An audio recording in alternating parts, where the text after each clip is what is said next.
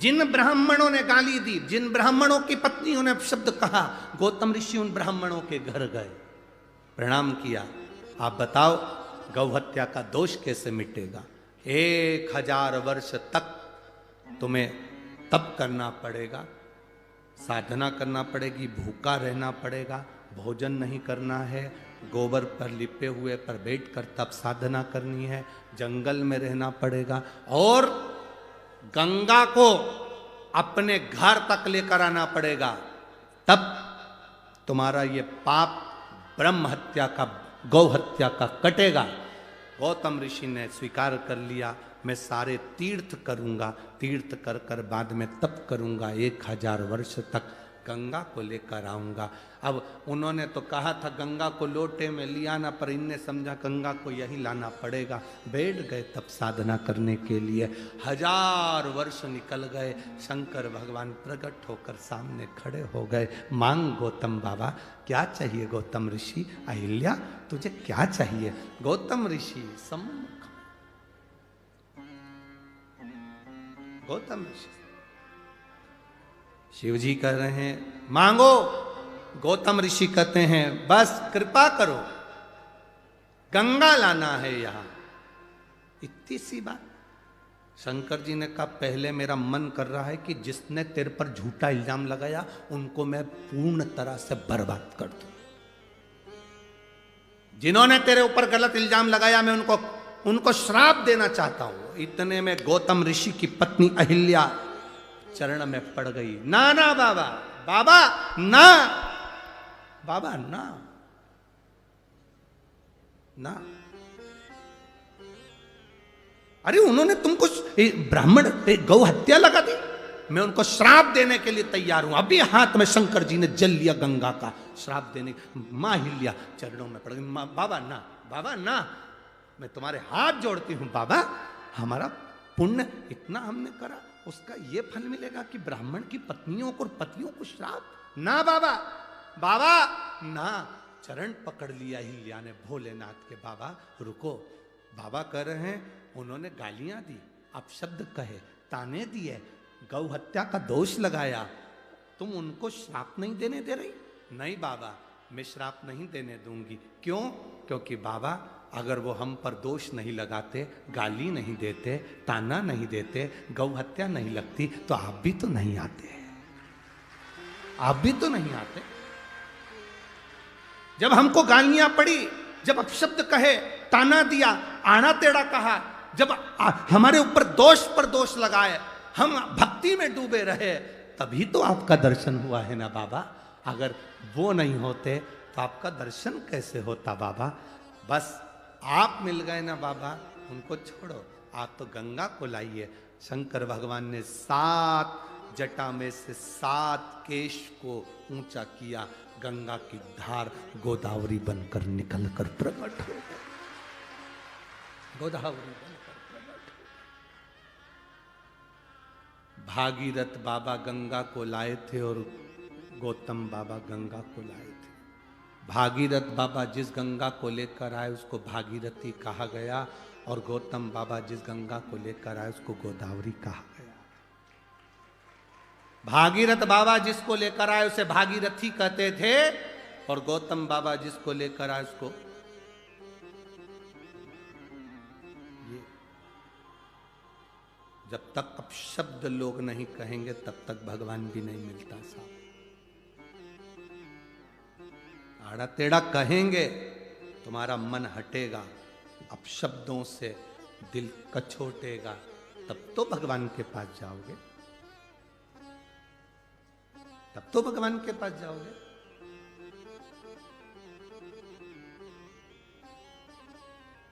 भगवान के पास जीव जाता कब है? जब दुनिया का वो वहां पर अपन जाते हैं गंगा नहाने के लिए, वहां लिखा रहता हरिद्वार। क्या लिखा है? बोलो बोलो, जम के बोलो। हरिद्वार। हरिद्वार का मतलब क्या होता है? जब अपना द्वार बंद हो जाए तो हरि का द्वार खुला है।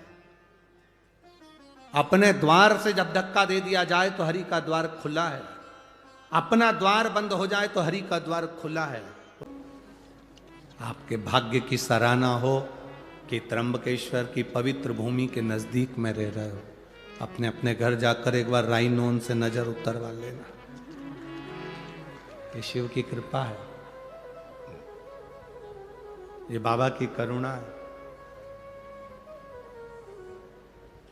आप अगर शंकर के नजदीक में हैं तो आप भाग्यशाली हैं। शिव के नजदीक में अगर आप हैं तो आप भाग्यशाली हैं। बाबा तो बाहर रहता है, उसका नियम है। नासिक यहां रह गया, त्र्यंबकेश्वर वहां रह गया, दूर है वो शहर से, एकांत। आप लोग अगर कुबेरेश्वर धाम आए होंगे तो आप लोगों ने दर्शन करा होगा, सीओर 9-10 किलोमीटर उधर रह गया और कुबेरेश्वर बाबा इधर, कुबेर भंडारी इधर। आप में से कितने लोग हैं जो कुबेरेश्वर धाम कभी आए हो? आए हो सब लोग? रखिए याद, कभी मौका मिले तो जिंदगी में एक बार कुबेरेश्वर बाबा की उस धरा पर आकर कंकर शंकर रखकर उसकी पूजन कर कर उससे दिल से प्रार्थना कर कर जरूर आना। जो दे मांगा वो दिया, जो मांगा वो दिया, वो देता जरूर है। कई लोग आते हैं दिवाली मनाने के लिए, दीपावली के अवसर पर आते हैं।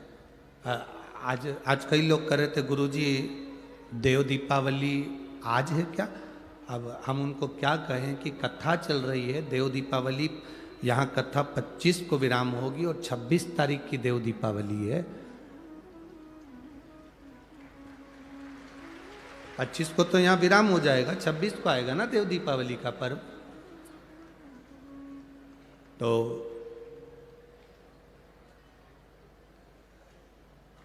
बाबा क्या देता है ये आपको मालूम पड़ेगा। आपको कल कथा में कहा था देव दीपावली के दिन 7 दीप 7 पुष्प का पूजन अवश्य करें। खजाना लुटाता है। जैसे हमारे यहाँ कुबेरेश्वर धाम पर दिवाली के दूसरे दिन सुबह 9 बजे से 12-1 बजे तक खजाने का काम रहता है। बाबा का जो दीपावली का खजाना रहता है वो लुटाया जाता है, वो दिया जाता है। लोग उसको लेने के लिए दीपावली की रात्रि को वहाँ पहुँचते हैं, विश्राम करते हैं, लेते हैं, सुबह चले, फिर उसको अपने अलमारी तिजोरी में रोक रख ले, फिर पहुँच जाते हैं अगले साल। बाबा इतना भर देता, फिर पहुँच। शिव कृपा शंकर। एक पत्र आया है,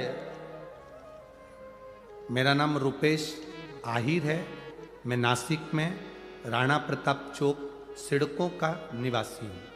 कहीं बैठे हों तो हाथ हिला सकते हैं, अगर कहीं बैठे हों तो हाथ हिला सकते हैं। मेरा नाम रुपेश आहिर है,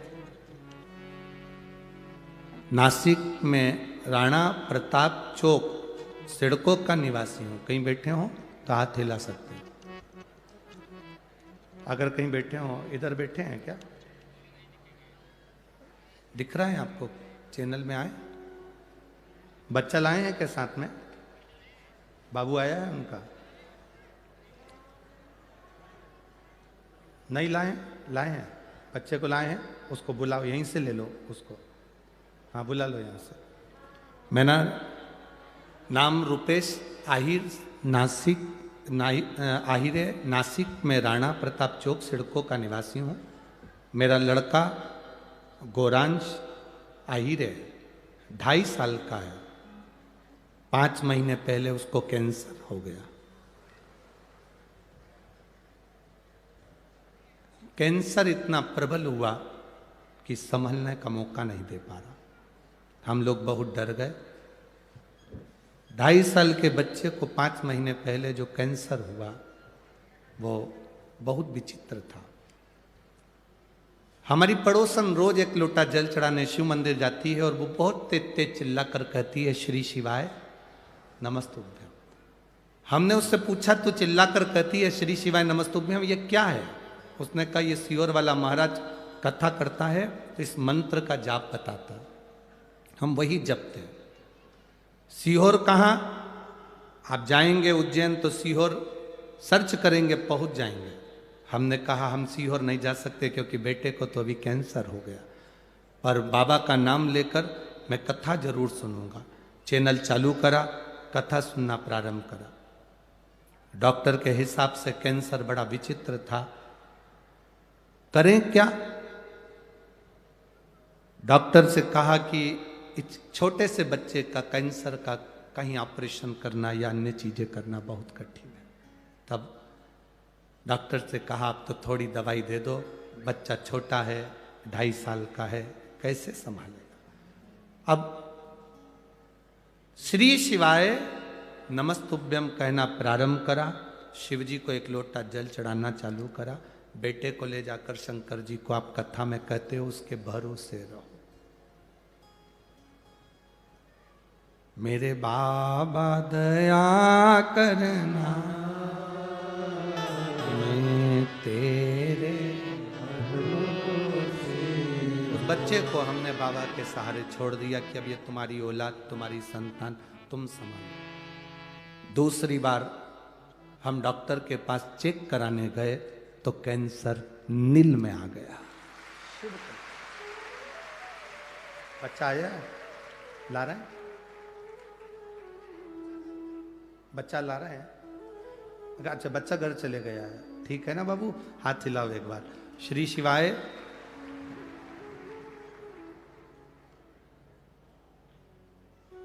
ये भेज रहा हूं, बाबू को देना, ठीक है?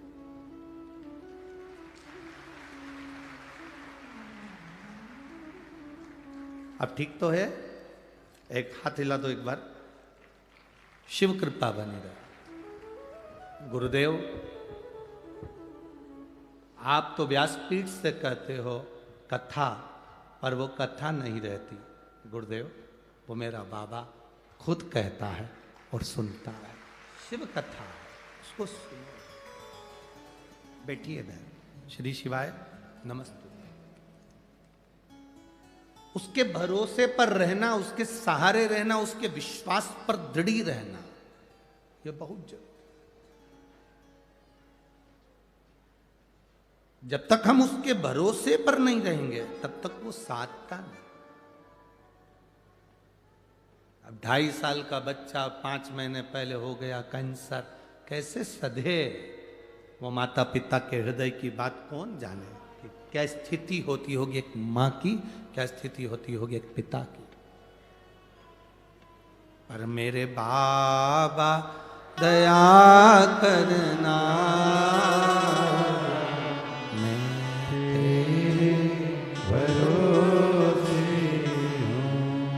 ना घर के भरोसे हो, ना परिवार के भरोसे हो, मेरे बाबा दया करना, मैं तेरे भरोसे हूँ। भोले बाबा दया करना,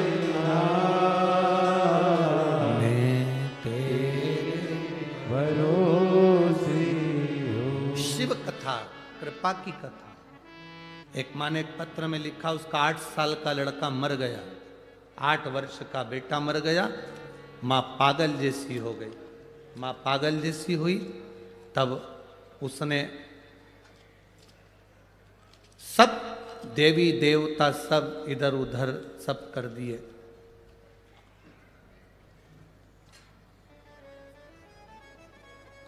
मैं मंगला ताराचंद महाले, मैं बाबा की का वर्णन करूं। मेरी बेटी किरण सोनवड़े सिडको, उसका 8 साल का एकलौता बेटा स्कूल में गिरने की वजह से मर गया।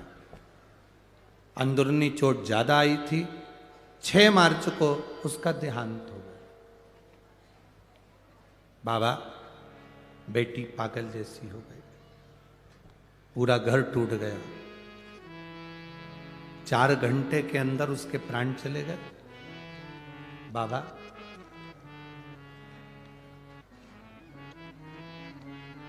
चार घंटे में उसके प्राण निकल गए। गुरुदेव, बेटी ने कहा मैं देवता नहीं पूछूं, भगवान का भजन नहीं करूं।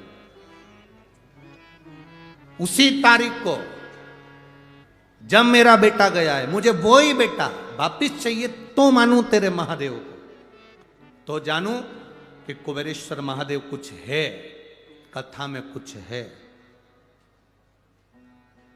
बाबा, मैं क्या वर्णन करूं, बाबा तो बाबा है। मैंने बेटी से कहा तो चिंता मत कर, बाबा जरूर देगा और कृपा जरूर करेगा। थोड़ा समय निकला, समय निकलने के बाद बेटी रोती रहती, बावरी जैसी हो गई। तब शिव जी के मंदिर में जल चढ़ाकर शंकर के शिवलिंग को हाथ लगाकर रोती रहती, मुझे मेरा बेटा चाहिए और वो ही चाहिए और उसी तारीख को चाहिए जिस तारीख को आपने लिया है। बाबा की ऐसी कृपा हुई, मेरे 8 साल के बेटे का फोटो लगा रही हूं जो मरा। आप उसको एलईडी पर, टीवी पर देख सकते हैं। मेरे 8 साल के बेटे का मैं फोटो लगा रही हूं जो मरा, उसका फोटो लगा रही हूं, जो स्कूल में गिर गया था और मर गया था। मैं बाबा का क्या गुणगान करूं, बाबा ने मुझे उसी तारीख को मेरा बेटा 1 साल में प्रदान कर दिया, जिसका फोटो मैं दूसरे नंबर पर लगा रही हूं, जिसका फोटो मैं लगा रही हूं। शिव कथा ओ घड़ी है, उसका मैं फोटो लगा रही हूं, जो बेटा मुझे वापिस दिया है मेरे बाबा। अरे लुटा दिया भंडार काशी वाले ने, कर दिया माला माल काशी वाले ने। जो मांगा वो देता है, झोली वो भर देता है। जो मांगा वो देता है, झोली वो भर देता है। सबका साथ निभाता है, सबका साथ निभाता है। वो काशी का रखवाला है, वो काशी का रखवाला। जो मांगा वो दे दिया, भंडार भरना उसका काम। बोल कुबेरेश्वर महादेव की। हम सहारे हैं उसके, हम उसके भरोसे पर जी रहे। किसी ने एक पत्र में लिखा था, क्या भक्त को इतना जिद्दी होना चाहिए? क्या भक्त को इतना जिद्दी होना चाहिए? हम कहते क्यों नहीं होना चाहिए, भक्त भी तो उसी के हैं जो जिद्दी है। भक्त भी तो उसी के हैं जो विष पी सकता है, चंद्रमा मस्तक पर ले सकता है, गले में सोने के कंठे नहीं रुद्राक्ष धारण कर लेता है, जो बाघंबर पहनकर भस्म रमाकर दिन रात भक्ति में डूबा रहता है। कोई वो साधारण नहीं, उसके भक्त साधारण नहीं, आपकी भक्ति साधारण नहीं। आप उसके सहारे जी रहे, आप उसके भरोसे जी रहे, आप उसके सहारे जी। क्यों नहीं मिलेगा? समय आता, आगे वर्णन किया है, बड़ा सुंदर संवाद कहा। आपकी भक्ति का जो बल है, आपका जो विश्वास, आपकी जो दृढ़ता, आपका जो आनंद, कहे माता अहिल्या स्वयं भगवान गौतम बाबा ने ब्रह्मा विष्णु और महेश तीनों को एकत्रित कर दिया इस पवित्र भूमि पर। पवित्र भूमि पर तीनों को, तीनों प्रकट। हमारे बीच में संत साधु महोदय पधारे हैं, एक बार जोरदार ताली बजाकर। ब्रह्म कुमारी की बहनें भी आई हुई हैं, उनका भी साधुवाद। सबके चरणों को नमन करता हूं। शिव तत्व की प्राप्ति इसी को कर, आपकी एकाग्रता, आपका विश्वास टूटे ना। और मेरी जीजियों, ऐ मेरी नासिक की बहनों,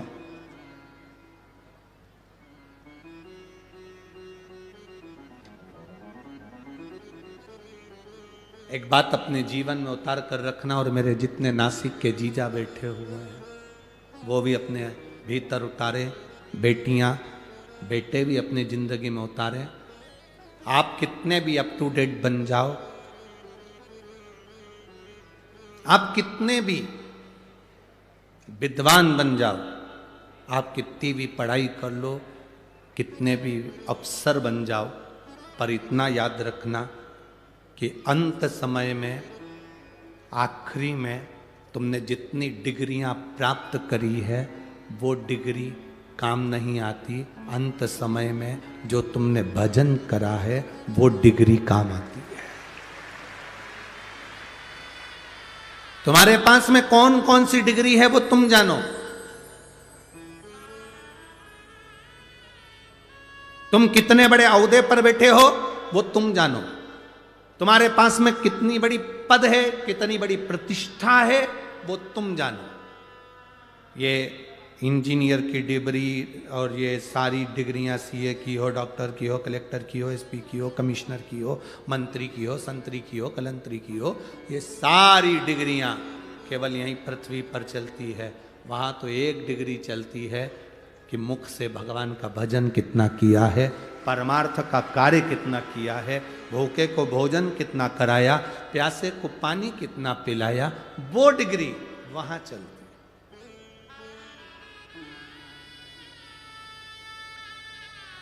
तुम साड़ी पहन रही हो, दूसरे से पूछोगे ना तो वो दिन भर तुमको साड़ी पहने हुए भी साड़ी में कहीं ना कहीं तुमको गलतियां दिखा देंगे। थोड़ा नीचे करो, हाँ पाँव में दबा के नीचे करो, हाँ।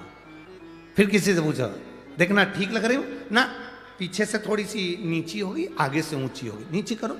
अब उधर से करी तो इधर से। फिर किसी से पूछो, अब ठीक है, पटली थोड़ी गड़बड़ है, अब इस डाल। आप अब ठीक लग रही। फिर किसी से, पटली तो ठीक है, नीचे से जो लटकन आ रही ना वो गड़बड़ है, उसको थोड़ी सी ऐसा खोल। फिर किसी से पूछो। पूरी अगर दूसरे से पूछोगे, 10 लोगों से पूछोगे तो कभी आप सफल नहीं हो सकते। अपना श्रृंगार करा है, कहीं किसी से मत पूछो, दर्पण के पास जाओ, कांच के सामने जाकर खड़े हो जाओ, कांच आपको बता देगा कि आप कैसे लग रहे हो। कांच के सामने जाओ। इनसे पूछोगे ना तो ये सब बताते रहेंगे, कोई कहेगा ये, कोई कहेगा वो, कोई कहेगा ऐसा, कोई कहेगा वैसा। आप जितने लोगों से आप योगी से पूछो तो वो कहेगा योग करो। पंडित जी से पूछोगे तो कहेगा भगवान को पाना है तो यज्ञ करो। योगी से पूछो तो कहेगा योग करो। भोगी से बोलोगे तो कहेगा भोग करो। साधु से पूछोगे तो कहेगा सब छोड़कर तीर्थ करो। सबसे पूछ रहे हो मैं कैसा लग रहा हूं, मैं कैसी लग रही हूं। शिव पुराण कहती है किसी से मत पूछो, दर्पण है शिव महापुराण की कथा, कांच है शिव पुराण की कथा। एक बार सामने जाकर बैठ जाओ, तुम्हारा मन करे पानी का लोटा उठाओ, मंदिर पहुंच जाओ, श्री शिवाय नमस्तुभ्यम मुख से 11 बार 21 बार प्रतिदिन निकालो, प्रतिदिन। दर्पण है शिव पुराण। दूसरे से पूछोगे वो बताएंगे क्या हो गया, मेरे को दुख है, दुख है ऐसा करिए, जाओ वहां जाकर भभूति लिया ना, वहां जाकर बेल बांध दिया ना, वहां नारियल बांध दिया ना। किसी के यहाँ गए, कहीं का कोई घूम रहा था, उससे पूछ लिया तुम बता दो मेरे को तकलीफ बहुत सारी है। उसने कह दिया तेरी पड़ोसन ने तेरे ऊपर कुछ करा है। अब पड़ोसन से संबंध अच्छे थे, बेचारी से बिगाड़ा हो गया। फिर किसी ने कह दिया तेरी बहू बुरी आ गई, किसी ने कहा बेटा ही बुरा हो गया, किसी ने कह दिया तेरी बहू मायके से करा के लाई थी इसलिए तू बीमार पड़ गई। बस व्यर्थ की बातें दिमाग में भर लिए, कचरा इकट्ठा कर लिया। तुमने सबसे पूछा मैं कैसी लग रही, मैं कैसी लग रही, मैं कैसी लग रही। एक बार शिव पुराण में पहुंच जाती, एक बार दर्पण के सामने खड़ी हो जाती, मालूम पड़ जाता सब व्यर्थ है।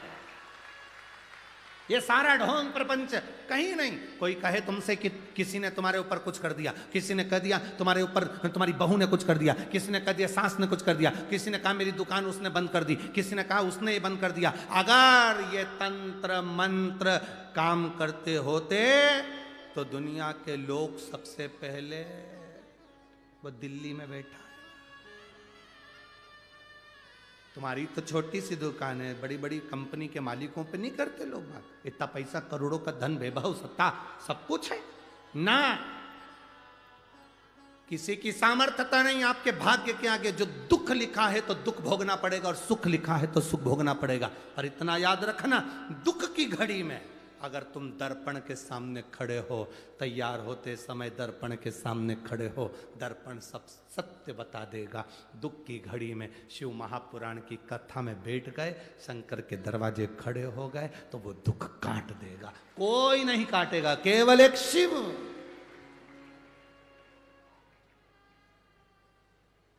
भगवान ओघड़दानी तुम्हारी तकलीफ काट देगा।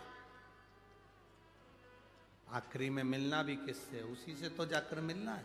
प्राण छूटने के बाद तुम में से कितने लोग हैं जो कहीं और लेकर जाते होंगे? हमको तो नहीं लगता मरने के बाद सब लोगों को शमशान लेकर जाते हैं।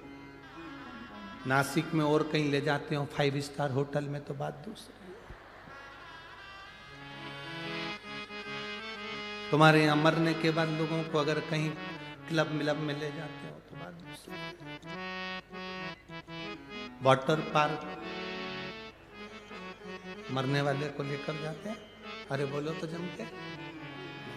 नहीं हो सकता है नासिक की मेथड अलग हो, डिजाइन अलग हो। यहाँ मरने वाले को हमारे यहाँ हम 5 स्टार होटल में लेके पहले उनको सुला देते हैं, फिर सब पार्टी मनाते हैं, इसके बाद उनको आखिरी में तुम कहीं 5 स्टार ले जाओ, सुपर स्टार ले जाओ, चाहे टिंकल स्टार, तुम्हारी मर्जी पड़े जान ले जाओ, पर आखिरी में मुर्दे को तो शमशान ले जाना ही पड़ेगा। और शमशान में कोई दूसरा मिलने वाला नहीं। एक जिसको श्राप लगा था दक्ष प्रजापति का, शिव तुझे श्राप देता हूं, तो शमशान में निवास करेगा। शंकर भगवान कहते हैं मुझे कहीं जाना ही नहीं पड़ेगा, आखिरी में सब मुझसे मिलने यहीं आ जाएंगे। क्या करूंगा?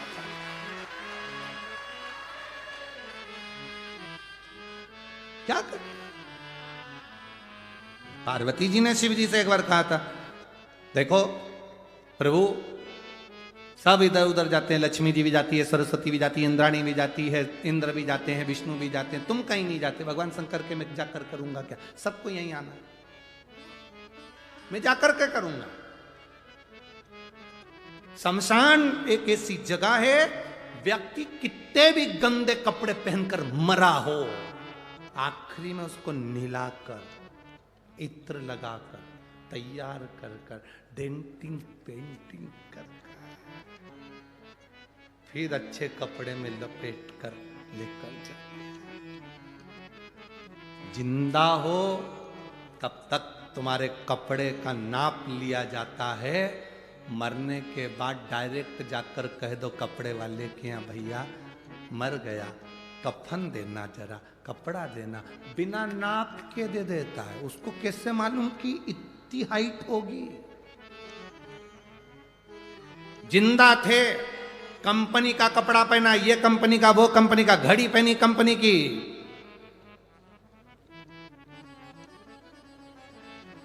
जो ऑटो पे लगाते हो ना तुम लोग लाइन खींच के, वो भी कंपनी का,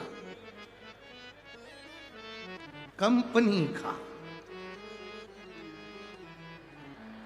कंपनी का, सब चीज कंपनी की, बिंदी भी कंपनी की। केवल जीते जी कंपनी याद रखी, नहीं ब्रांड का पहनूंगा, ब्रांड का पहनूंगा, कंपनी का पहनूंगा। मरने के बाद भी लिख के जाना रेमंड का पिनाला। मरने पर नहीं मालूम कौन सी कंपनी का कपड़ा उड़ा दिया, कौन सी कंपनी का सामान लगा दिया। तब तो कोई कंपनी याद नहीं आई। तब अंत में किसी ने कह दिया, देखो अब कुछ नहीं बचा शरीर में, एक काम करो, गंगा जी का जल मुंडा में डाल दो, तुलसी का दल डाल दो, और कुछ नहीं। इतना तो करना स्वामी, जब प्राण तन से निकलेगा, गोविंद नाम लेकर, जब प्राण तन से निकलेगा। गंगा जी का तट हो,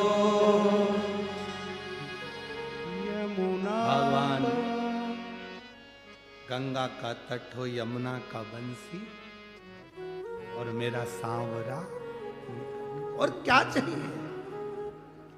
पर आज के जमाने में लोग ये भी नहीं करते। पास में छोरी खड़ी हो, गले में चेन पड़ी हो, मेरे दरवाजे कार खड़ी हो। जब व्यक्ति भगवान को नहीं भजना चाहता, मरते मरते भी उसकी चित्तवृत्ति में रहता है, मरते मरते भी। एक व्यक्ति के 4 बेटे हैं, प्राण छूटने का समय, डॉक्टर ने कह दिया अंतिम सांसें चल रही है, अंतिम सांस, डॉक्टर ने कह दिया प्राण छूटने वाले, अंतिम सांस चल रही। उसके 4 बेटे, पत्नी पति से कह रही है सुनो तुम्हारे प्राण जाने वाले हैं, भगवान का नाम ले लो, ईश्वर का नाम ले लो, शिव का नाम ले लो, राम का नाम ले लो। पति ने कहा मेरा बड़ा बेटा कहाँ है? पत्नी बोली वो डॉक्टर को छोड़ने गया है।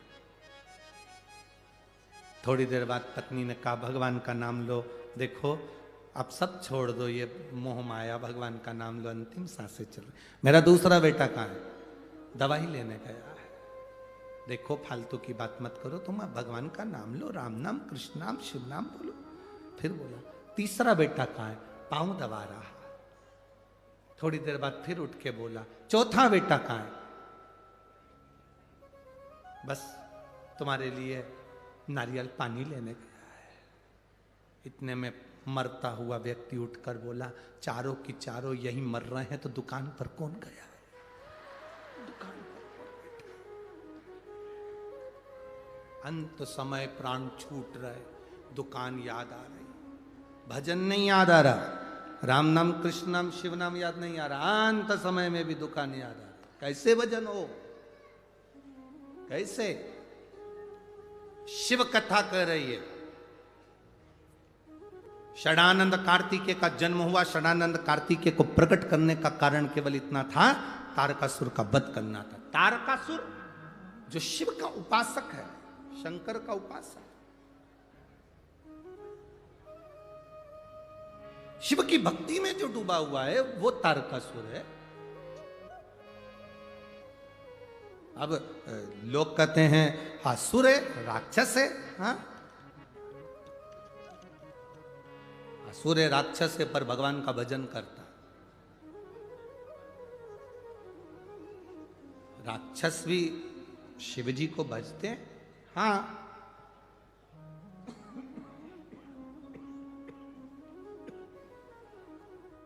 राक्षस भी शिव जी को भजते हैं। हाँ, भजते हैं।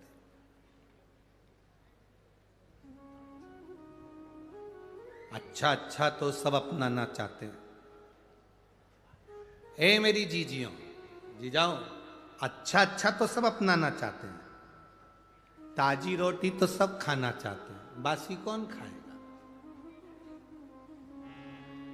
अच्छों से संबंध सब रखना चाहते हैं, बुरों से कौन रखेगा?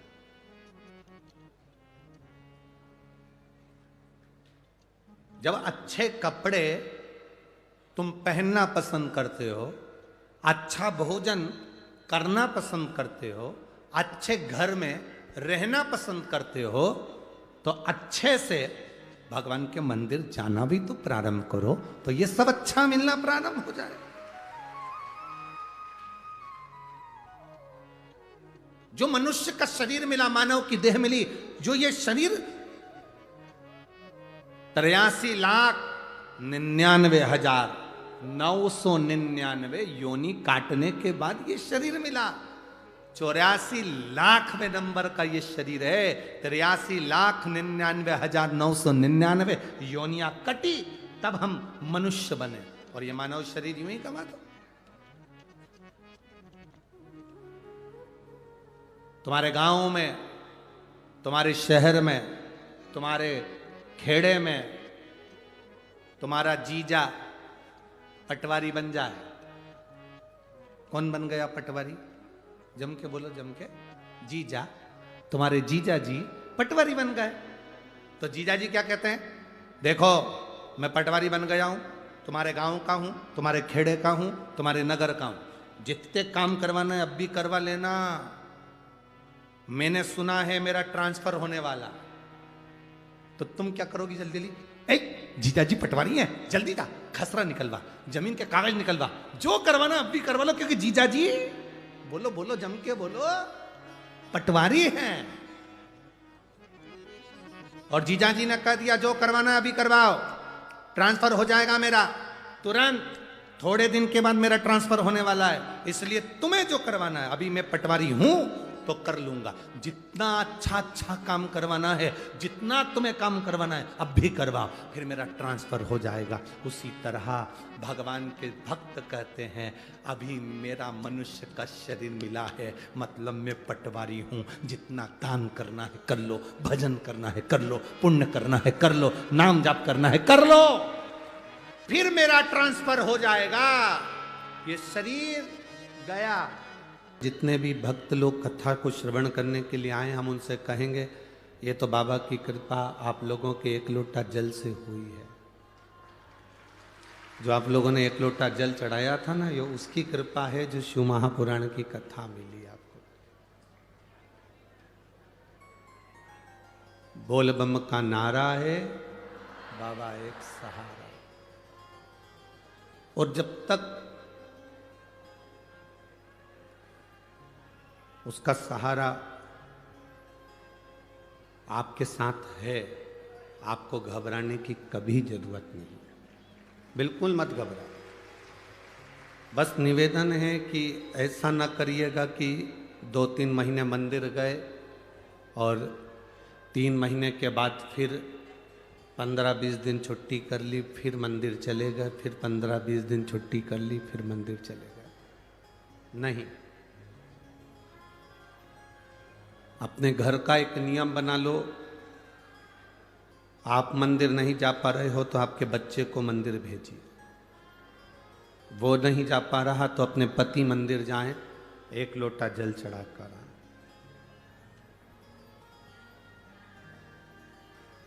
एक नियम बनाओ।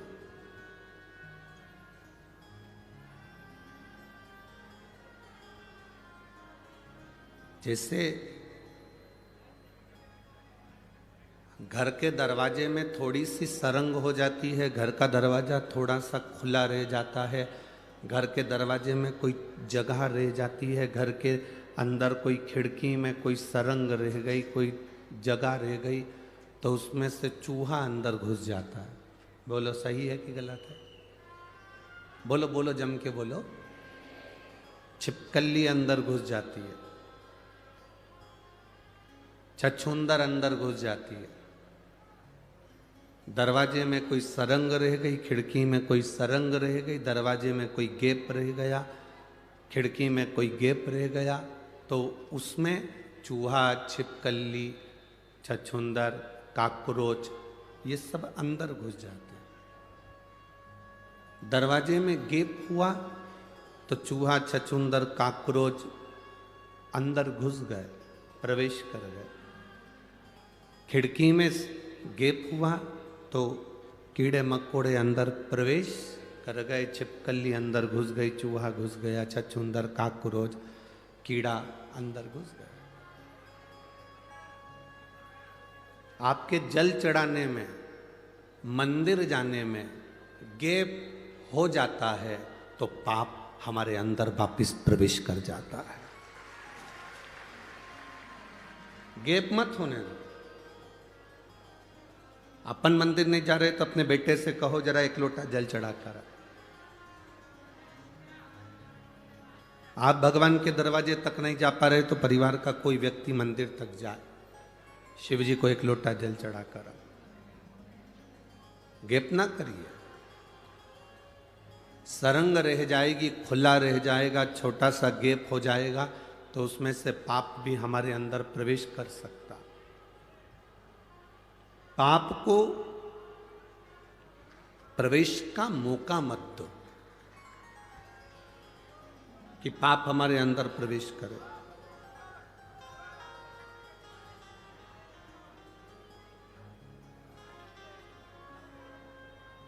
अपने पुण्य का हिस्सेदार कोई नहीं होता, अपने पाप का हिस्सेदार कोई नहीं होता, सब हमारा ही है। दो चीजें ऐसी हैं जिसका हिस्सा कभी नहीं हुआ, एक मां का दूध और दूसरा आपने जो माला जपी, भगवान का भजन किया उसका। माता के दूध का भी हिस्सा नहीं होता। जब माँ अपने बच्चे को दूध पिलाती है तो आंचल को ढाक कर, पल्लू से ढाक कर दूध पिलाती है, और जब कोई भजन करता है तो हाथ को ढाक कर भगवान का भजन करता है। क्योंकि माँ जब बच्चे को दूध पिलाए तो वो भी नहीं दिखना चाहिए, और जब आप भगवान का भजन करें तो वो भी नहीं दिखना चाहिए, ये दोनों छुपे रहना चाहिए।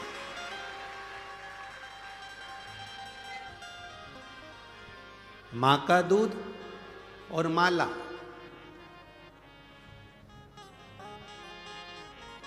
ये दोनों का कोई हिस्सा नहीं। माता के दूध का भी हिस्सा नहीं होता। छोटा सा बच्चा दूध पी रहा है और उसका बड़ा बहन अगर खड़ी हुई है 8 साल की, 9 साल की, 7 साल की, तो वो कभी नहीं कहेगी कि माँ तो इसको दूध पिला रही है तो मुझको भी दूध का पान करा, मैं भी तो तेरी बेटी हूं। माँ कहेगी मैंने तुझे जब तू जन्म ली थी तब मैंने तुझे दूध का पान कराया था, अभी इसका हक है, अभी इसका हक है, इसलिए ये दूध पी रहा। माता के दूध का कभी बंटवारा नहीं होता। और आपने जो भगवान का भजन करा है, आपने जो जप किया है, इस कथा के पंडाल में बैठकर नासिक की पवित्र भूमि में, पंचवटी की इस पवित्र भूमि में, आपने त्र्यंबकेश्वर बाबा की साक्षी में, माँ गोदावरी के तट पर दामोदर मास में कार्तिक महीने में जो कथा सुनी है, इसका हिस्सा नहीं होगा। ये तुम्हारे खाते की चीज है, तुम्हारे हिस्से की चीज है जो तुम्हारे पास है, ये कहीं नहीं जाएगी, ये कहीं समाप्त भी नहीं। बस दरवाजे में गैप मत होने देना, खिड़की में गैप मत होने देना। दरवाजे खिड़की में गैप होता है तो काकरोच चूहा अंदर आ जाता है, और हमारे भजन में भी गैप नहीं होना चाहिए। मौका मिले, कथा के पंडाल में कथा नहीं सुन सकते, टीवी पर आ रही है उस पर श्रवण करो।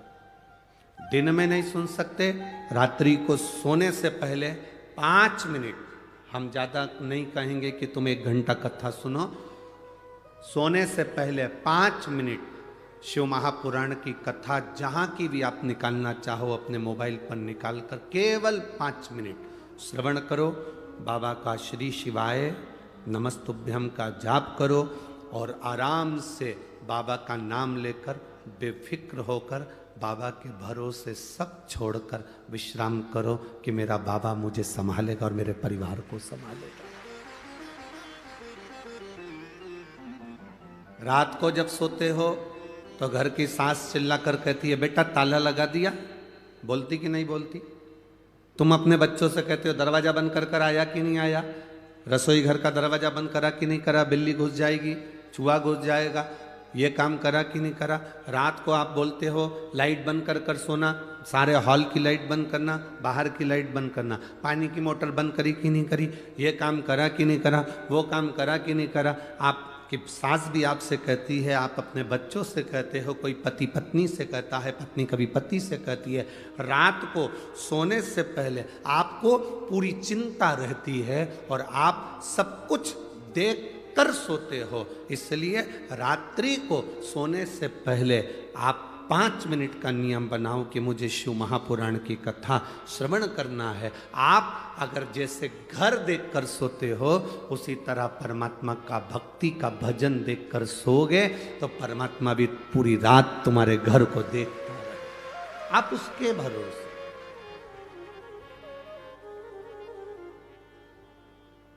मेरे बाबा दया करना, मैं तेरे भरोसे हूँ। भोले बाबा दया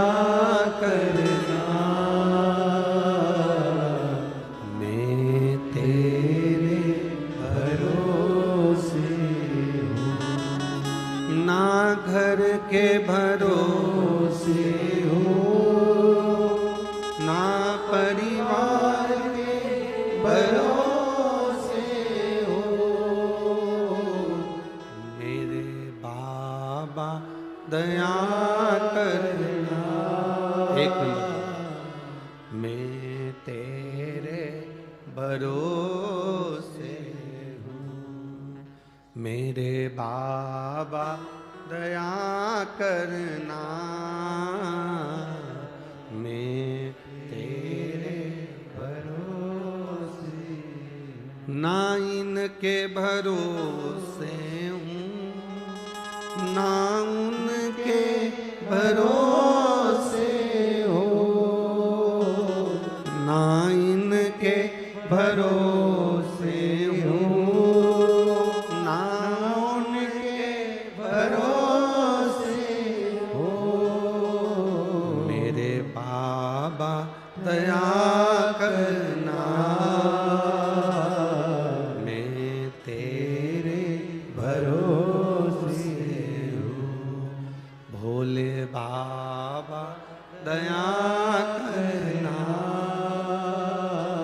मैं तेरे भरोसे हूँ। हम उसके भरोसे सोएं, हम उसके भरोसे जागें, हम उसके भरोसे रहें, तो जब हम उसके सहारे हो जाते हैं तो चिंता नहीं रहती। छोटा बच्चा देखा है, आपकी गोदी में एक बच्चे को लेना, ऐसा उचकाना, रोएगा कि हंसेगा? जम के तो बोलो, हंसेगा। क्यों? उसको मालूम है बड़ी बड़ी कुर्सियों पर, बड़ी बड़ी टेबल पर, पलंग पर बच्चा चढ़ता है। कब चढ़ता है? जब उसकी मम्मी, जब उसके पापा, जब उसकी माँ, जब उसके पिता उसके पास होते हैं। चढ़ता है, कूदता है। उसको मालूम है अगर मैं गिरूंगा तो मेरी माँ मुझे संभाल लेगी, मेरे पिता मुझे संभाल लेंगे। एक हवाई जहाज जा रहा था और पायलट ने अनाउंस कर दिया मौसम ठीक नहीं है और ऐसा लग रहा है आप लोग सीट बेल्ट बांध लें। और ये हवाई जहाज कहीं ना कहीं ऐसा लग रहा है कि स्थिति ठीक नहीं है, कोई भरोसा नहीं, कोई भरोसा। सब ने सीट बेल्ट बांध लिया, हवाई जहाज चल रहा था। एक बच्ची 6 साल की गेम खेल रही थी, टॉफी खा रही थी। हवाई जहाज में बैठे हुए लोगों ने कहा तुम सीट बेल्ट बांध लो। ऐसा लग रहा है सबके आंख में आंसू है, तुम मुस्कुरा रही हो, तुम हंस रही हो, गेम खेल रही हो, टॉफी खा रही हो, बिस्कुट खा रही हो, क्या तुम्हारे मन में भय नहीं है? उसने कहा नहीं। तुम्हें मालूम है हवाई जहाज अभी नीचे गिरने वाला है, तुम्हें भय नहीं है? नहीं। क्यों? क्योंकि जो पायलट है वो मेरा पापा है।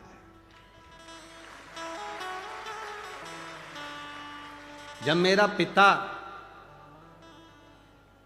हवाई जहाज चला रहा है तो ये मेरा विश्वास कहता है, उसको मालूम है मेरी बेटी पीछे बैठी है, कुछ भी होगा वो सही जगह ही उतारेगा, मरने नहीं देगा। ये विश्वास आपके भीतर होना चाहिए कि आपको, आपके परिवार को, आपकी जिंदगी को चलाने वाला देव अधिदेव महादेव वो मेरा बाबा बैठा हुआ है, तो आपको डूबने नहीं देगा, वो डूबने नहीं देगा। ऐसा कोई कण, ऐसा कोई क्षण जहां शिव ना हो, कोई जगह बता दो जहां शिव ना हो। एक एक कंकर में शंकर समाया, एक एक बिंदु में शिव तत्व समाया, एक एक बिंदु में। कभी आप लोग, आपके क्षेत्र में कहीं ब्रह्म कुमारी आश्रम हो तो वहां जाकर अगर आप देखे होंगे तो वहां एक बिंदु से शिव की उत्पत्ति बताई जाती है। आप उन बहनों से पूछेंगे तो वो कहेंगे ये बिंदु से शिव की उत्पत्ति है। एक बिंदु से शंकर, शंकर में बिंदु है और बिंदु में शंकर है।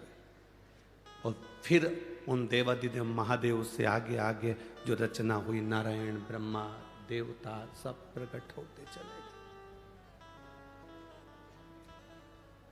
उस बाबा को पहचानना, शिव को जानना बहुत कठिन है। जो जान गया वो जानने के बाद फिर गलती नहीं करा।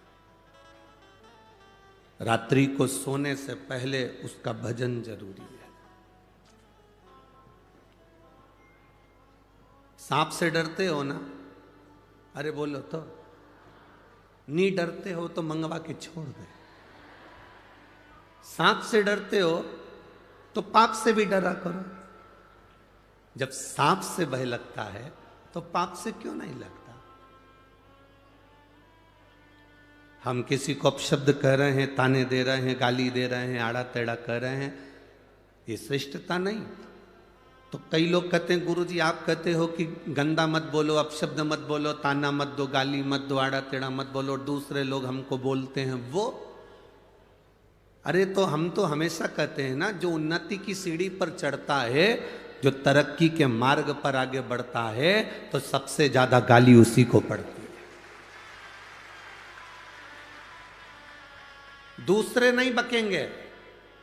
तुम्हारी कॉलोनी के जो होंगे, तुम्हारे मोहल्ले के जो होंगे, तुम्हारे रिश्तेदार जो होंगे, तुम्हारे परिचित जो होंगे, जो तुम्हें बचपन से देखे होंगे, जो तुम्हें जानते होंगे। नामदेव जी को गाली किसी दूसरे ने नहीं दी, उनके अपनों ने दी। संत ज्ञानेश्वर महाराज को अपशब्द कह देते थे, संत तुकाराम जी को आड़ा टेढ़ा कह देते थे, मीराबाई को आड़ा टेढ़ा कहते थे, रामकृष्ण परमहंस जी को आड़ा टेढ़ा कहते थे, कर्माबाई को अपशब्द कहते थे। भारत की भूमि के एक एक संतों का चरित्र निकाल कर देखिए, उनको कितना अपशब्द कहा गया, उनको कितनी गालियां दी गई, उनको कितना आड़ा टेढ़ा कहा गया। ये संत तो बाद में पुजाए, जब भगवान में समाहित हो गए, जब भगवान में चले गए, संसार छोड़कर चले गए, तब दुनिया के लोगों ने इन संतों को पूजना चालू करा। जब तक जिंदा थे तब तक उनके नगर के लोग, उनकी कॉलोनी के लोग, उनके मोहल्ले के लोग, उनके क्षेत्र के लोग, उनके प्रदेश के लोग उनको अपशब्द कहते रहे। जब वो चले गया तब दुनिया को मालूम पड़ा कि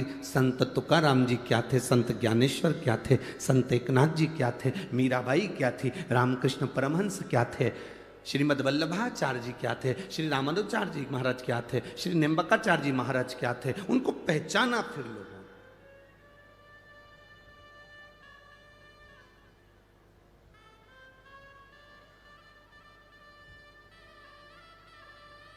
चर्चा किसकी होती है? जो मर गया उसकी कभी चर्चा होती है क्या?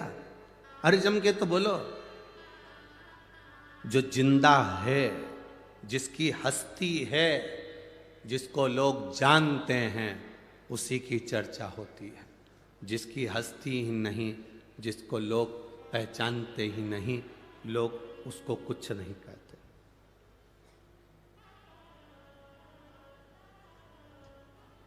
जितनी गाली दुनिया में किसी को नहीं पड़ती होगी, उतनी गाली बेचारे मोदी को पड़ती होगी।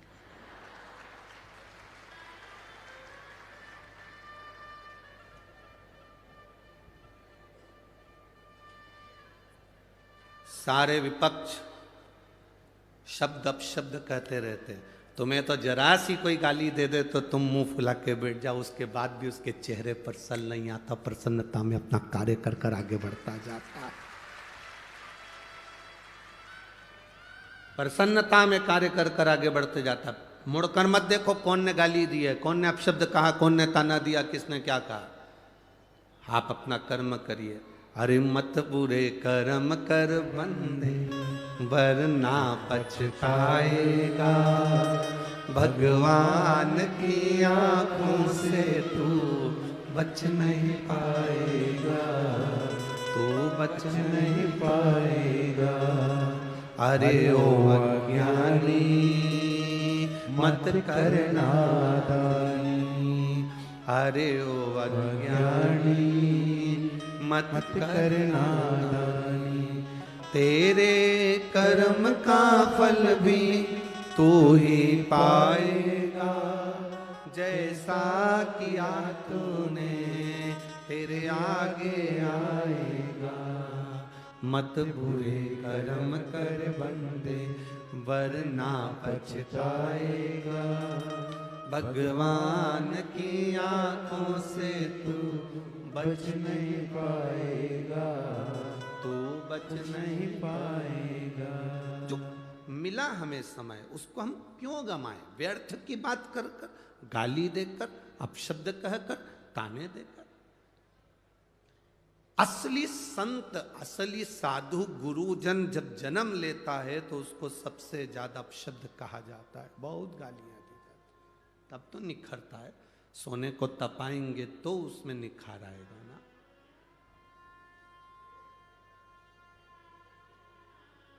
जब तक निखारेंगे नहीं तब तक उसका रस तत्व प्राप्त नहीं होगा। मीराबाई जहां रहती थी, आसपास के लोग मीरा को गालियां दिया करते थे, अपशब्द कहते थे। कर्मा जहां रहती थी वहां लोग उनको अपशब्द कहते थे। जो आता था वह हंसी उड़ाकर, ताना देकर, उनके परिचित भी उनको अपशब्द कह देते थे। बाद में चले गए जब उनके महत्व को जाना कि मीरा, कर्मा, नरसिंह मेहता, नामदेव, ध्रुव, प्रहलाद क्या थे। प्रहलाद को अपशब्द कहे, ध्रुव जी को अपशब्द कहे। जब चले गए तब मालूम पड़ा कि ये थे क्या, है क्या।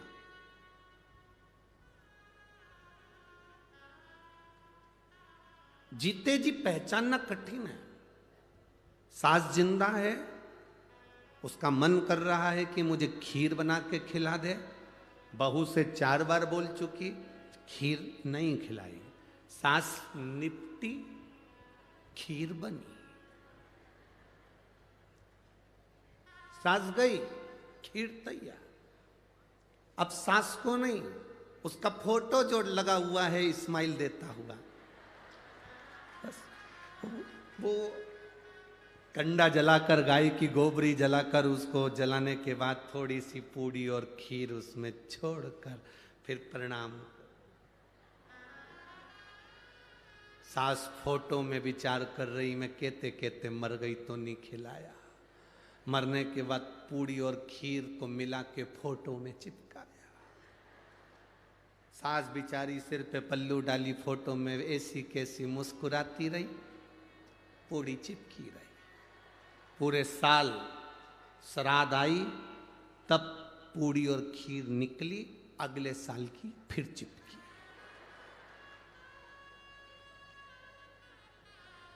चिपक गई, फिर अगला साल आएगा, फिर खीर पूड़ी चिपक जाएगी, फिर चिपके। अब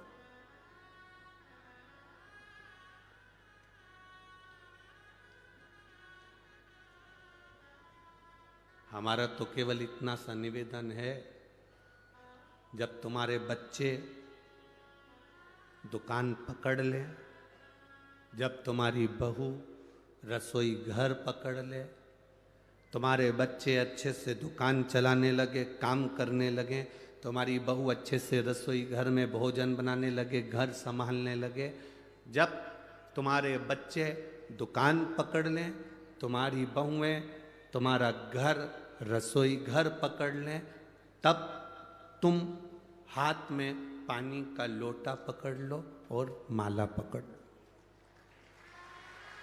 बस एक लोटा जल चढ़ाना प्रारंभ कर दो।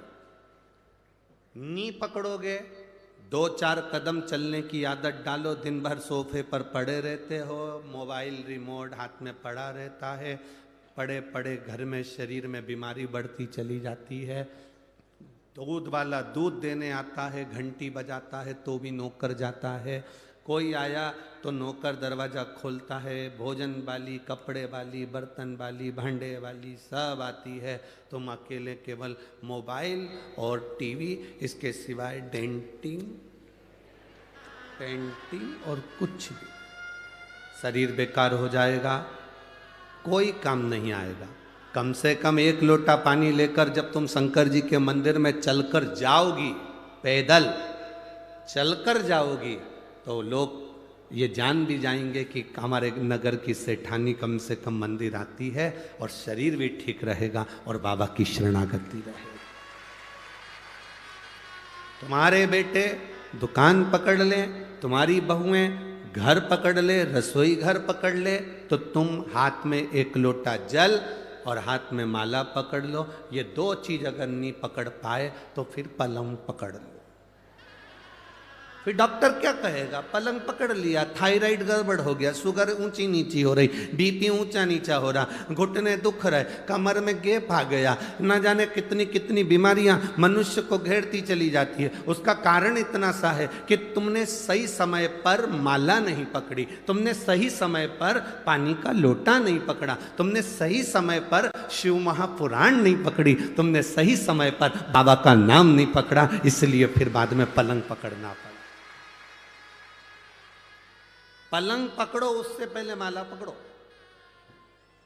पर कई लोगों की आदत रहती है, जब तक पलंग नहीं पकड़ते तब तक माला भी नहीं पकड़ते।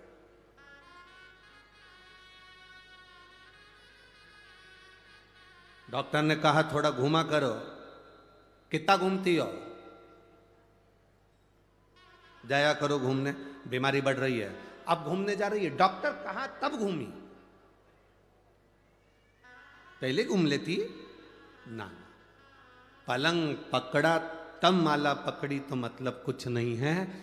एक उम्र होती है, उस उम्र में एक मोड़ आता है और उस मोड़ में सावधानी की जरूरत होती है। बचपन और बुढ़ापे के बीच का जो मोड़ है, कई लोग कहते हैं जवानी में तो घुमा फिरा जाता है, कमाया जाता है, धेड़ी में तो धंधा पानी देखा जाता है, भगवान का कोई भजन करा जाता है। ये मोड़ है जिंदगी का।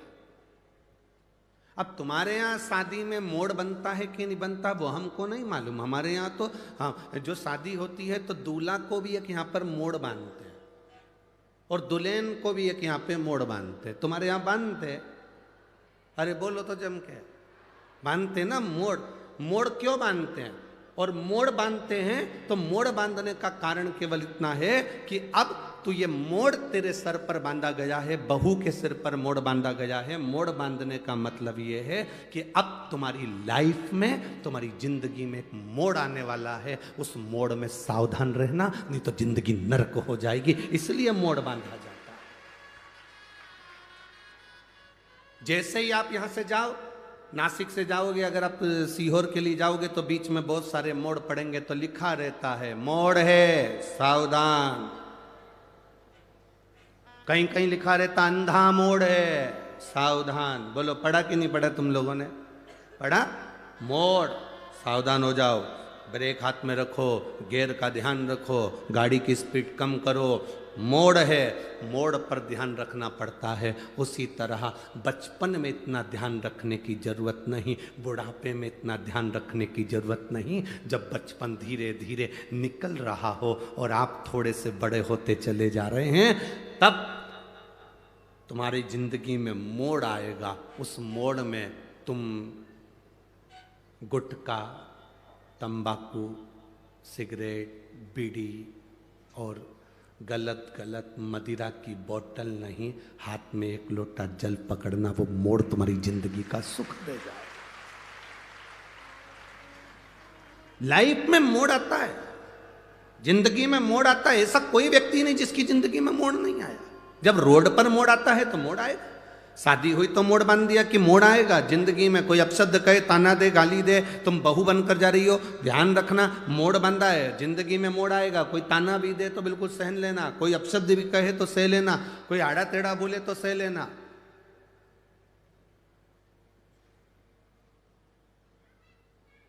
कहीं इधर उधर भटकना मती। आज देव उठनी एकादशी है। बेल भाजी आंवला, उठो देव सांवरा। देवता उठेंगे, तुम्हारे यहाँ के भी देवता बहुत सारे उठेंगे और बहुत शादियां होंगी, बहुत शादियां। विवाह चालू आज से हो जाए। उनको समझाना जिंदगी में मोड़ आए तो सावधान रहे। आते हैं मोड़। माता अहिल्या को देखकर ब्राह्मण की धर्म पत्नियों ने अपशब्द कह दिया, जब उनके बस की नहीं रही। अब देखो, माता अहिल्या के पास में रहती हैं ब्राह्मण, उनके नजदीक में रह रहे हैं ब्राह्मण और ब्राह्मण की पत्नियां, बिल्कुल लगा हुआ घर है। कोई संत, कोई सदगुरु के पास में जो रहता है, फिर वही कथा कह रहे हैं, स्मरण में रहे। 3 को समझाना सबसे कठिन काम है। एक अपनी पत्नी को, दूसरा अपने पुत्र को, और तीसरा अपने पड़ोसी को। समझाना कठिन है। पत्नी को समझाना भी कठिन है, पुत्र को समझाना कठिन है।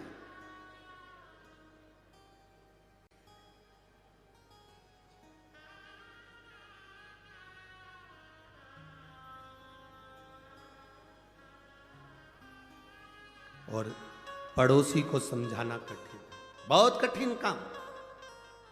ये पड़ोसी या रिश्तेदार, नातेदार जो आसपास में रह रहे हैं, वो आपके लिए अच्छा बहुत कम मात्रा में बोलेंगे, इतना स्मरण रखना।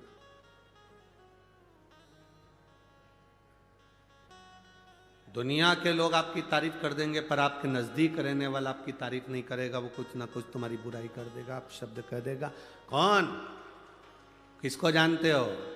कहीं जाकर आप अपने नजदीक में कोई रह रहा, उससे पूछ, अरे कौन? वो प्रदीप मिश्रा। हट, वो तो बेवकूफ बनाए। सबको 1 लोटा पानी दे दिया, चढ़ाओ, बीमारी भी ठीक हो रही है। पता नहीं क्या सीख के आया हो क्या। प्रदीप मिश्रा ने कभी ये नहीं कहा कि तुम मेरे पास 24 घंटे बैठे रहो। यहाँ इतने लोग बैठे हैं, ईमानदारी से कहना, आप लोगों से मिलने का भी हमको समय नहीं रहता। हम भी बाबा का भजन करते हैं, निवेदन आपसे इतना करते हैं कि आप भी करो।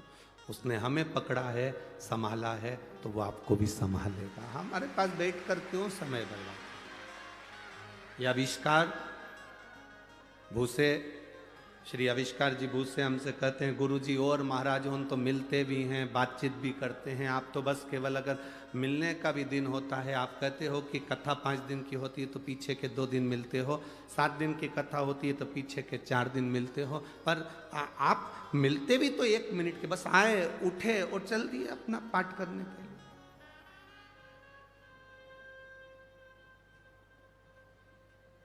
अच्छा, ईमानदारी से बोलो, तुमको हम समय देंगे,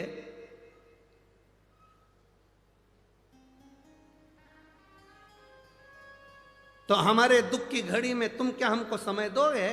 सब अपने अपने खेत में, दुकान पर, नौकरी में लगे रहोगे। उसको समय देंगे तो वो हमारी दुख की घड़ी में हमारे सामने खड़ा मिले, तकलीफ की घड़ी में वो खड़ा।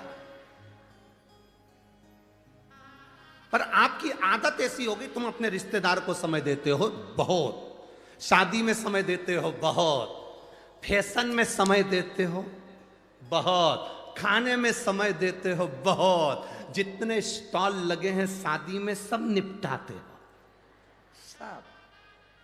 भले पानी पूरी के लिए मुंह कितना चौड़ा करना पड़ा, पर खाते जरूर, समय देते।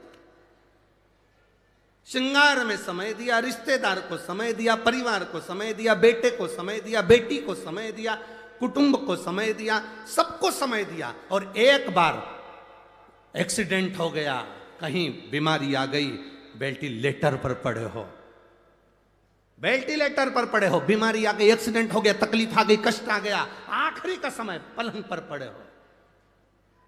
अब अंदाजा लगाना कौन कितना समय दे रहा है। बेटियां भी बांट लेती हैं, तू मम्मी को देखने कब जाएगी, तू 8 दिन चली जाना, फिर पीछे के 8 दिन में चली जाऊंगी क्योंकि बच्चों की एग्जाम है।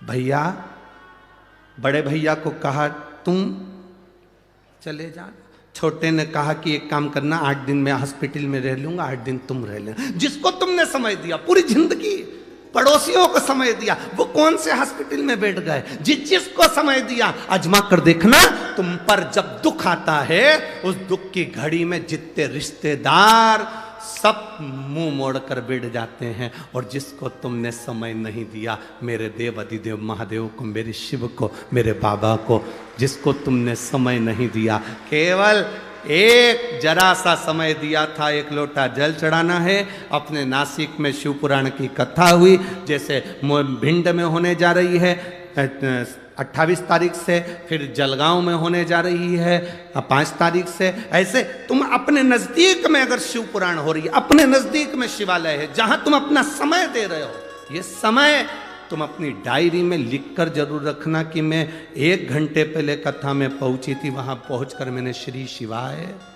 नमस्तुभ्यम का जप किया, प्यासे को पानी पिलाया, घर से 4 रोटी बनाकर ले गई थी, अचार का फिंगर बनाकर, पुंगा बनाकर, गुट्टा बनाकर अपनी अपनी पड़ोसन को दे दिया था। उनने खाया, पानी पिया, उसका पुण्य मेरे खाते में है। वो संभाल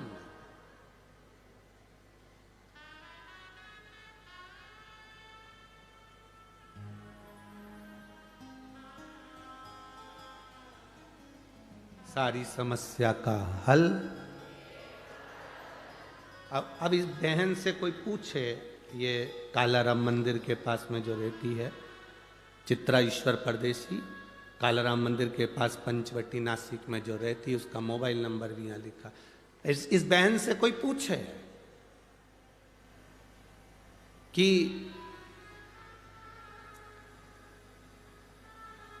ऐसा कभी हो सकता है डॉक्टर के हिसाब से कि किडनी बदलने जा रही हो, डायलिसिस चल रहे हो और वो सब ठीक हो सकता है?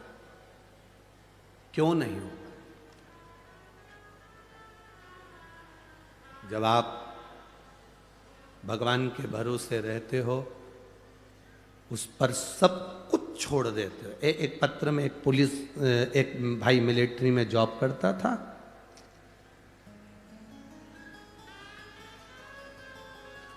और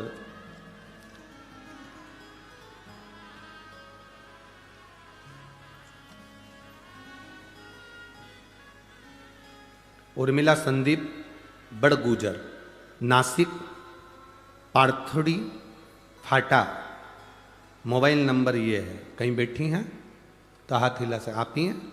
श्री शिवाय नमस्ते। मेरा पति संदीप बड़गुजर जो आर्मी में 19 साल कार्यरत होकर रिटायर हो गए, 5 साल से सरकारी नौकरी के लिए प्रयास कर रहे थे कि गवर्नमेंट की कोई अच्छी नौकरी उनको मिले, पर कोई चांस 5 साल से नहीं लगा। तब मेरी माँ, जो आपकी बहुत बड़ी शिव महापुराण की भक्त हैं, उन्होंने मुझसे कहा एक बार पशुपति व्रत कर। पति पत्नी दोनों ने मिलकर पशुपति व्रत किया, बाबा से प्रार्थना करी। पति कहते हैं क्या ऐसा हो सकता है? पशुपति व्रत का फल क्या मिल सकता है? ये व्रत तो हमने कभी सुना नहीं, 6 दिया का ये फल हमने कभी आज तक देखा नहीं। फिर भी माँ कह रही है अपन व्रत करते हैं। घर में प्रसाद बनाना, 6 दिए लेकर मंदिर जाना, 5 दिए लगाना, प्रसाद के 3 हिस्से करना, 2 हिस्से मंदिर में छोड़ना, 1 मंदिर का हिस्सा लेकर आना, 6ठा दिया दरवाजे पर लगाना, ये सब कुछ हमने किया। बाबा, पर बाबा तो बाबा है गुरुदेव, मैं आपको धन्यवाद देती हूँ, मेरे पति की नौकरी पुलिस विभाग में लग गई, मैं बाबा को धन्यवाद देने के लिए आई। बैठिए बहन, एक बार हाथ हिला दो। हर हर महादेव। शिव तत्व इसी को कहते हैं। एक विश्वास जागृत हो, एक भरोसा केंद्रित हो। जब विश्वास दृढ़ हो जाता है, भरोसा केंद्रित हो जाता है, तब मेरा बाबा स्वयं आकर खड़ा हो जाता है। स्वयं लाखों के दुखड़े जो तू हर गया डमरू वाले, मेरे दुखड़ों को देख कर क्यों डर गया डमरू वाले। लाखों के दुखड़े जो तू हर गया डमरू वाले, मेरे दुखड़ों को देख कर क्यों डर गया डमरू वाले। अब देव उसको समय। हम क्यों कहते हैं कि 1 लोटा जल सबको चढ़ाना चाहिए? घर के बच्चे हैं तो वो चढ़ाए, बेटी है तो वो चढ़ाए, बेटा है तो वो चढ़ाए, पति है वो भी चढ़ाए, पत्नी है वो भी चढ़ाए। कारण कब वो जल तुम्हारे किस काम आएगा वो तुम भी नहीं जान सकते। तुम्हारी दुख की घड़ी में कब मेरा देव अधिदेव महादेव आकर खड़ा हो जाएगा तुम समझ नहीं पाओ। गाली देने वाले, अपशब्द कहने वाले, ताने देने वाले, आड़ा टेढ़ा बोलने वाले कोई दूसरे नहीं होंगे, तुम्हारे नजदीक में रहने वाले तुमको बढ़ता हुआ देखकर, प्रसन्न होता देखकर दुखी होंगे। गौतम बाबा, गौतम ऋषि और माता अहिल्या से उनके पास में रहने वाले ब्राह्मण ब्राह्मणी जो निवास करते थे उनके अंदर ईर्ष्या जागृत हो, कोई दूसरा नहीं, नजदीक पड़ोसी, पास में रह रहे, नजदीक में रह रहे।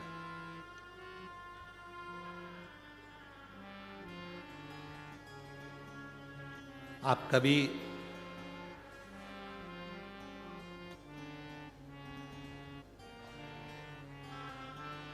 अब जब गौतम ऋषि के नजदीक में रहने वालों ने चाल चली, ब्राह्मणियों ने अपने अपने पतियों से कहा कुछ भी हो जाए, यह गौतम ऋषि मेरी आंखों में, अहिल्या और गौतम ऋषि हमारी आंखों में खटक रहे हैं।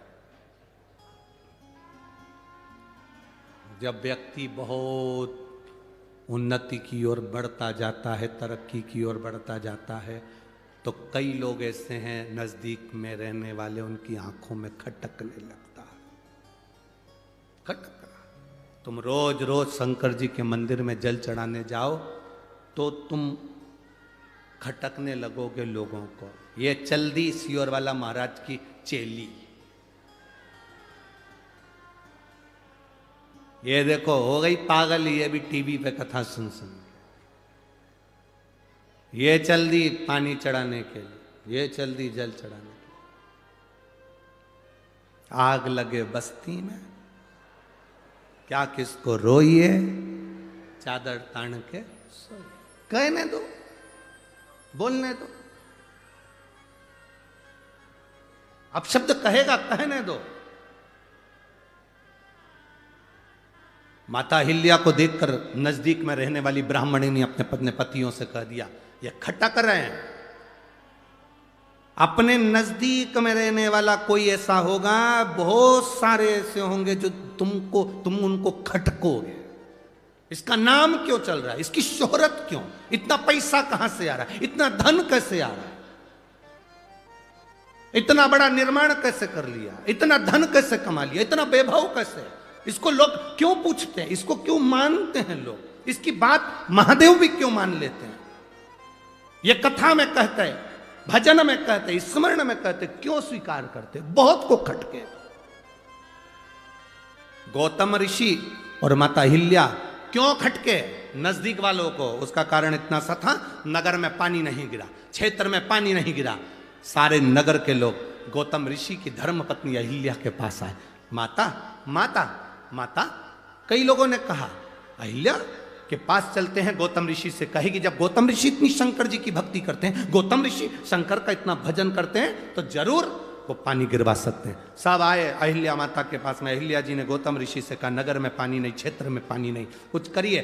भगवान गौतम ऋषि ने शंकर जी की आराधना करी, बाबा का भजन करा। जो भजन किया, भजन करते से ही जल वृष्टि प्रारंभ हो गई। जल वृष्टि प्रारंभ, अब जल वृष्टि हो गई, चारों तरफ जय जय घोष हो गई, गौतम ऋषि की जय हो, माता अहिल्या की जय हो।